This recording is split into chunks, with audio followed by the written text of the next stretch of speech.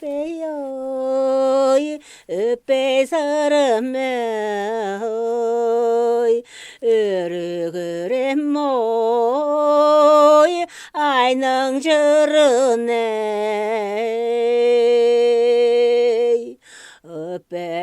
빼요 어이 능 저러네 으르 그래 모이 그능 저러네